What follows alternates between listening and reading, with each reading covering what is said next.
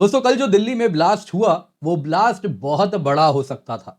दरअसल कुछ चीजें सामने आ रही हैं जिसके अनुसार ये चीज बताया जा रहा है कि वो जो कॉन्फ़िगर किया गया था एक्सप्लोसिव को वो प्रॉपरली नहीं हुआ था, जिस वजह से ये ब्लास्ट भी प्रॉपरली नहीं हुआ। ये आनन फानन में किया गया था। कारण था इंटेलिजेंसी जिस प्रकार से इनका सीजर शुरू कर चुकी थी, जगह जगह से इनको कैप्चर कर रही थी एक्सप्लोजिव्स वगैरह, इनका पूरा का पूरा नेटवर्क का भांडा फोड़ हो चुका था। उसके बाद ये भागे भागे फिर रहे थे और उसी पैनिक में ये जो एक्सप्लोजन हुआ है वो आपको देखने मिला है। दोस्तों यहाँ पे ये जो एक्सप्लोजन होना था, आप सोचिए 3 टन अमोनियम नाइट्रेट जहां मिला है, ये दोस्तों इतना बड़ा एक्सप्लोजन कर सकता है कि हम सोच भी नहीं सकते। आप कुछ ऐसे सोचिए, जो पुलवामा हमला हुआ था, आपको याद होगा किस प्रकार से सीआरपीएफ के कॉन्वॉय में जो गाड़ियां थी एक लाइन से, उनको कैसे टारगेट किया गया था। उसमें महज 150 से 200 केजी आरडीएक्स का इस्तेमाल किया गया था। यहां दोस्तों टन्स में बात हो रही है। आप समझ सकते हैं किस प्रकार का हमला मसूद अजहर ने प्लान किया था। मसूद अजहर अगर आप देखें तो ये उसका पर्सनल बदला, पर्सनल रिवेंज प्लान था। दरअसल दोस्तों ऑपरेशन सिंदूर का इसे बदला लेना था। आप ये न्यूज देख सकते हैं, मसूद अजहर के परिवार को ऑपरेशन सिंदूर में ध्वस्त किया गया था। आप देख सकते हैं जामिया मस्जिद सुभान अल्लाह जो भावलपुर में था, वहां पे जब ब्रह्मोस इस प्रकार से गिरे थे तो हम सब ने इंडो ब्रह्मोस आर्किटेक्चर का खूब आनंद उठाया था। और उसी इंडो ब्रह्मोस आर्किटेक्चर में दोस्तों मसूद अजहर के परिवार के 10 लोग मारे गए थे, जिसमें उसके 4 करीबी एसोसिएट्स भी थे। और इसमें अगर आप देखें तो अजहर की बड़ी बहन, उसके पति, नेफ्यू, उसकी वाइफ और बहुत सारे लोग मारे गए थे। और इसी में मसूद अजहर के जो बहन थी उसका पति भी मारा जाता है। अब दोस्तों ये जो पति होता है इसने बहुत बड़ा रोल प्ले किया होता है मसूद अजहर को छुड़वाने में। आपको याद होगा आईसी 814 हाईजैकिंग के द्वारा कैसे अजहर को निकलवाया गया था। अब दोस्तों उसके साथ जो, क्योंकि वो तो मर जाता है, उसके बाद उसकी जो बहन बची है उसके साथ मिलकर मसूद अजहर ने एक पर्सनल प्लान रचा था भारत के खिलाफ। और वही प्लान दोस्तों, जो रिवेंज प्लॉट था, वो क्रश हो चुका है। दोस्तों भारत ने भी यहाँ पे कुछ ऑफिशियल्स हैं, उनकी भी बात क्लियरली दिख रही है। ऑलरेडी अगर आप देखें, वैसे पीएम मोदी, राजनाथ सिंह जी, रक्षा मंत्री, दोनों ने कह दिया है इसका जो भी परपेट्रेटर्स हैं इस कॉन्स्पिरेसी का, उसका बदला लिया जाएगा। वैसे ही मीडिया में अगर आप देखें तो सरकार के कुछ ऑफिशियल्स भी कह रहे हैं कि देखिए ये जो है ये एक्ट ऑफ वॉर है और इसका कहीं ना कहीं पूर्ण रूप से बदला लिया जाएगा। गवर्नमेंट सोर्सेज ने कहा ऑपरेशन सिंदूर अभी भी ऑन है। तो दोस्तों यहाँ पे एक चीज दिख रही है, सरकार भी बड़े ही सीरियसली इस सभी को लेती हुई यहाँ पे दिख रही है।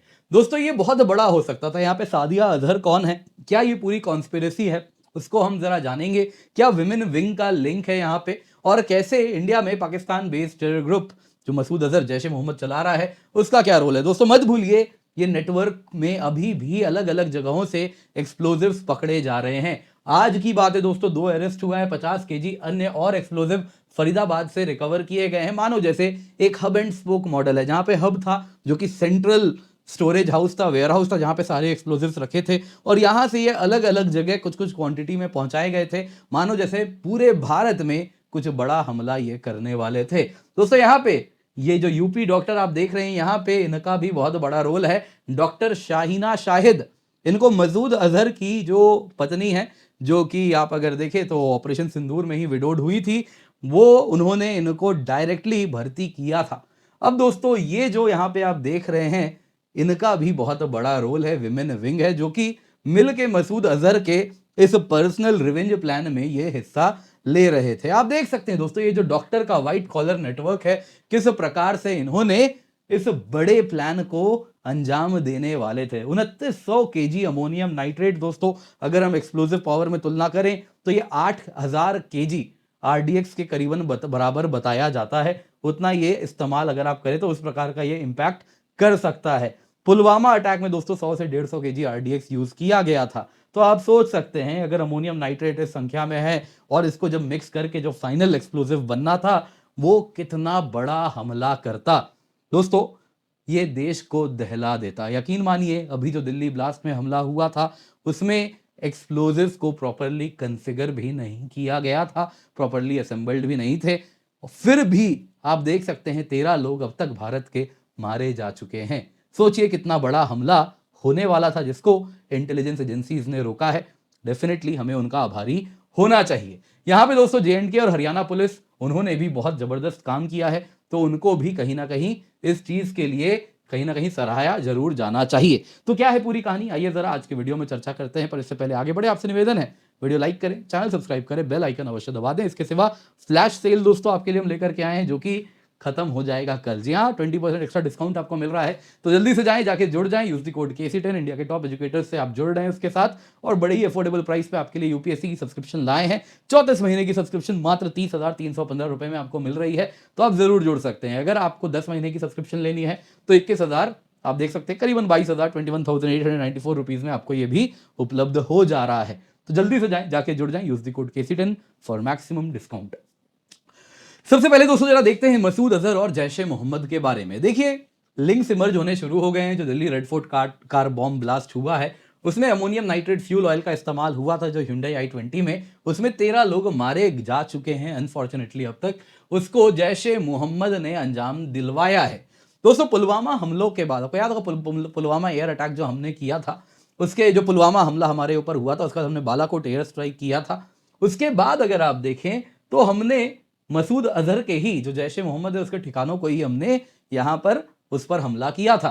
दोस्तों, वैसे ही पहलगाम आतंकी हमला होता है, तो ऑपरेशन सिंदूर के अंतर्गत भी 7 मई को जो हम पाकिस्तान में आतंकी ठिकाने साफ करते हैं, उसमें जैश का जो हेडक्वार्टर होता है बहावलपुर में, उसको भी हम कुछ इस प्रकार से साफ करते हैं। आपको याद होगा, ये आप भूल कैसे सकते हैं दोस्तों यहां पे। लेकिन इसके साथ क्या हुआ था, मसूद अजहर के परिवार के 10 लोग मारे गए थे, जिसमें इसका brother in law Yusuf Azhar भी मारा जाता है। यूसुफ अजहर दोस्तों मसूद अजहर को बड़ा प्रिय होता है। कारण क्या होता है, मसूद अजहर जब भारत के जेल में सड़ रहा होता है, उस वक्त IC 814 हाईजैकिंग का मास्टरमाइंड यही होता है, यूसुफ अजहर।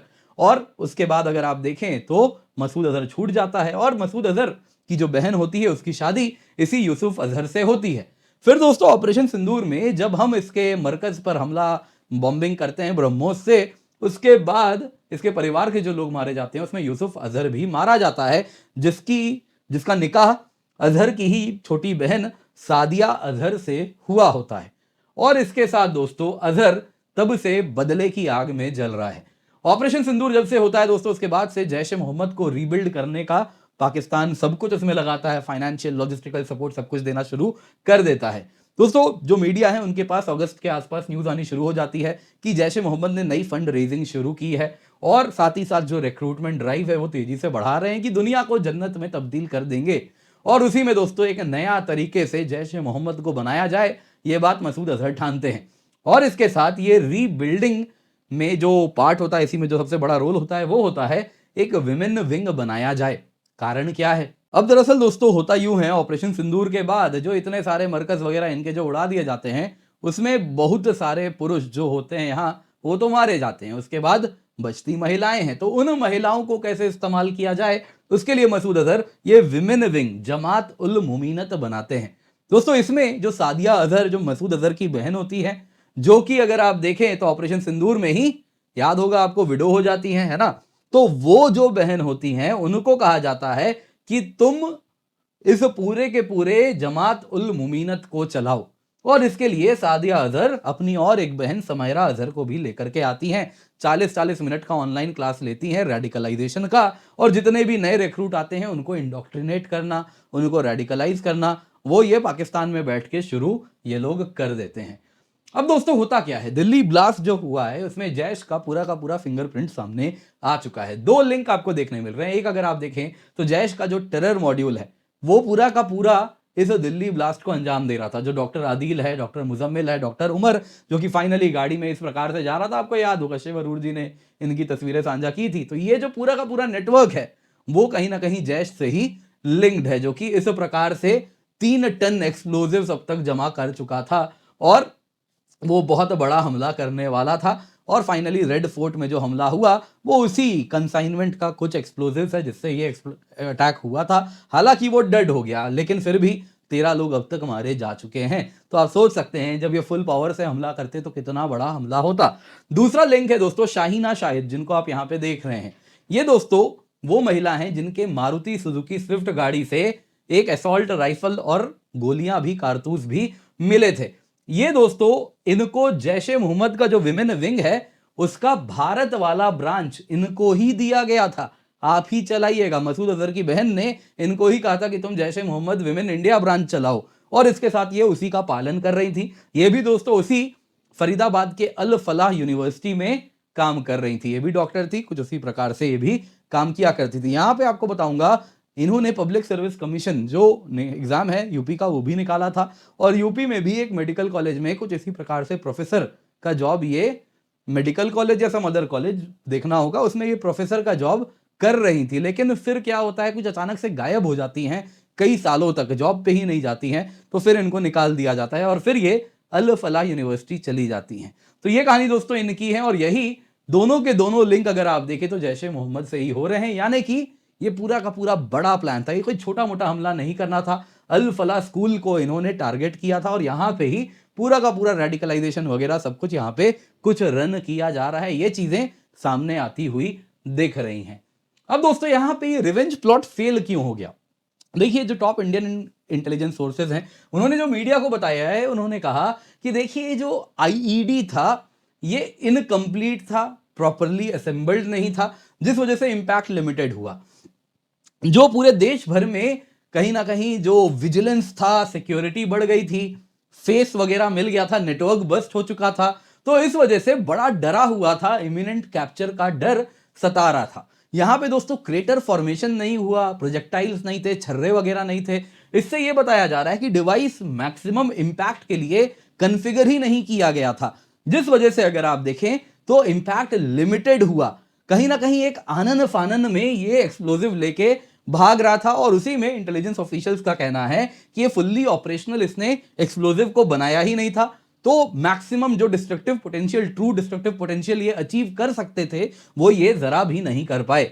जो बहुत बड़ा हमला होता वो कुछ इस प्रकार के हमले में तब्दील हुआ। एक बहुत बड़ा हमला इस प्रकार से अवर्ट किया गया, और इसमें बहुत बड़ा रोल है जो हमारी इंटेलिजेंस एजेंसीज हैं, जो पुलिस है, जम्मू कश्मीर से लेके Faridabad, UP, Haryana, UP police, Haryana police, उन सभी का यहाँ पे रोल देखने मिल रहा है। डेफिनेटली यूपी से भी अरेस्ट हुआ है, तो यूपी पुलिस का भी इसमें रोल है, और बहुत सारी अन्य सेंट्रल एजेंसीज हैं जो कि कोऑर्डिनेट वगैरह कर रही होंगी। तो उन सब ने बहुत जबरदस्त काम किया है, जिस वजह से ये हमने कहीं ना कहीं एक बहुत बड़ा बदले वाला हमला हमने अवर्ट किया है। यहाँ पे दोस्तों भारत का क्या रिस्पॉन्स है अगर आप देखें तो ऑलरेडी आपके साथ मैंने शेयर किया है। पीएम मोदी, राजनाथ सिंह जी, सभी ने कहा है हमले का देखिए जो अटैक है, जो परपेट्रेटर्स हैं, जो कॉन्स्पिरेटर्स हैं, उसको कहीं ना कहीं हम किसी को भी बख्शने नहीं वाले हैं। दूसरा दोस्तों यहाँ पे अगर आप देखें तो गवर्नमेंट सोर्सेज ने कहा है कि कोई भी टेरर ऑपरेशन भारत के सॉइल में होगा तो ये एक एक्ट ऑफ वॉर की तरह ही देखा जाएगा। और इसी में वो गवर्नमेंट ऑफिशियल जो कि मीडिया को कुछ बात कहें, उन्होंने कहा कि इंडिया का स्टैंड बड़ा क्लियर है पहलगाम हमले के बाद, ऑपरेशन सिंदूर आज भी ऑन है, तो हम देखते हैं कुछ वैसे ही आगे बढ़ते हैं। अदरवाइज ये जो है भारत की सॉइल पे हमला है, ये एक एक्ट ऑफ वॉर है।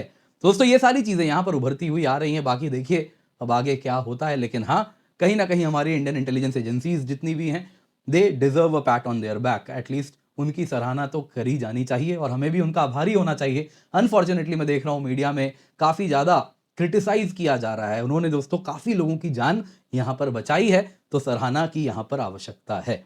उम्मीद करता हूँ दोस्तों आपको वीडियो पसंद आई होगी, लाइक जरूर कीजिएगा। बाकी आप हमारे यूपीएससी मंजिल चैनल पर जल्दी से जाएं, जाके जुड़ जाएं, इसको मिस ना करें, पिन कमेंट में लिंक मिल रहा है। इसके सिवा फ्लैश सेल आपके लिए लाए हैं, कल तक ही वैलिड है, तो जल्दी से जाइए, जाके जुड़िए। 20% of on all UPSC subscription आपको मिल रहा है, जिसमें आपको बड़ी अफोर्डेबल प्राइस में आप देख सकते हैं सब्सक्रिप्शन मिल रही है 6 महीने से लेकर 34 महीने तक। बहुत सारा सब्सक्रिप्शन महीने आपको फ्री में भी हम प्रोवाइड कर रहे हैं, 20% डिस्काउंट भी है, तो जल्दी से जाइए, जाके जोड़िए, use the code KC10 for maximum discount. इसके सिवा आगाज, प्रारंभ, समिट, नींव, अलग अलग बैचेज हैं, हिंदी, इंग्लिश में, तो आप इसे मिस ना करें, जल्दी से जाएं, जाके जुड़ जाएं, use the code KC10 for maximum discount.